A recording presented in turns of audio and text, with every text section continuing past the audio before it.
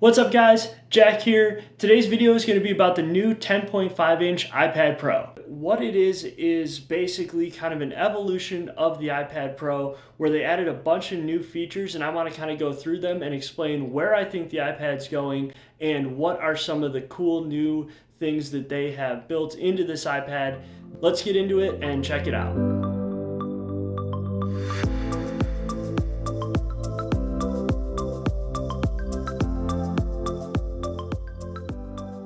The 10.5 inch iPad Pro replaces the 9.7. The 10.5 is slightly larger than the 9.7 inch in the physical footprint of the device, but the screen is like 20% bigger. So although the iPad itself is only slightly larger, you get much more screen space, which is really nice.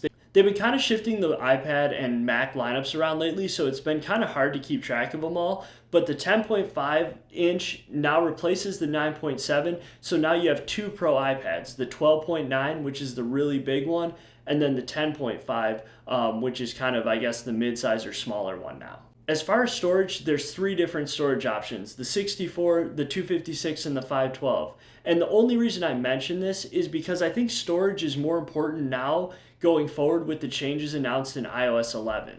In iOS 11, they're going to allow drag and drop files and much more multitasking ability than has ever been included before in any of the iOS versions. And to me, this is a big deal, much more so as it relates to the iPad, because the thing that I didn't like about the iPad and why I was never a huge fan of the iPad up until now is I've never been able to really see it as a replacement for my laptop or desktop computer. It's just been too hard without a real file structure and moving files between applications. I used it primarily, I think like a lot of us, to play some games or watch YouTube videos or whatever it may be, but I never saw it as a serious replacement to a laptop. But I think in iOS 11, they're finally realizing that they need to get serious about putting some of these better features into the iPad if they want to compete with, like, say, the Surface Pro or some of the other devices that companies are releasing that allow you to have much more productivity in a kind of a tablet or hybrid. Now that you can possibly store some files on here and really do a lot more, you may want to think about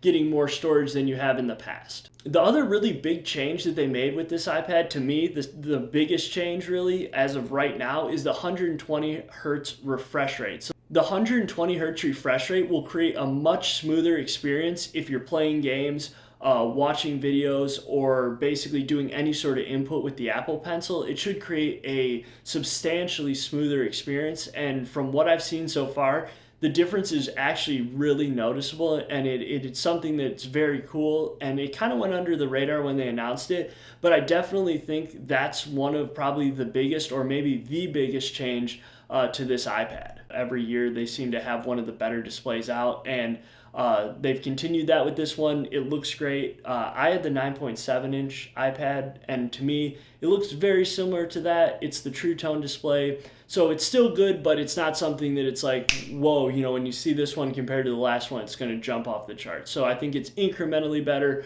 but definitely not something where you want to go out and upgrade for this new display. In addition to the better screen, the better colors, they've upgraded the specs. They've gone to the A10X processor and done the typical spec bump that they do. I don't think this is really relevant or a big deal at all now. I think most of these features are basically built for iOS 11 and the functionality that's going to be coming, hopefully, in the fall.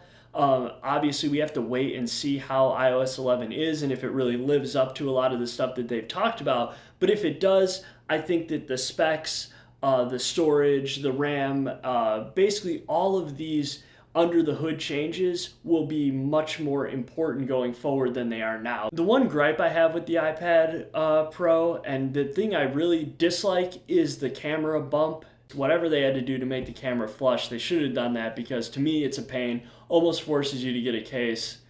I don't know if that's the point, but I don't love the camera bump. To me, not a fan of that. But other than that, not a ton of complaints or criticisms of it, except for the fact that I just don't think a lot of the changes they made will be really useful until the fall. So hopefully you enjoyed this review and kind of got some information out of it.